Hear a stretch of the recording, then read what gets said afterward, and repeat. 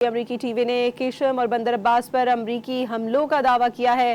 Fox news کے مطابق ایک سینئر امریکی حکام نے بتایا ہے کہ کیشم بندرگاہ اور بندر عباس پر امریکی فوج نے فضائی حملے کیے ہیں۔ حملوں کا مطلب جنگ کا دوبارہ آغاز اور 7 اپریل سے نافذ العمل سیز فائر کا خاتمہ نہیں ہے۔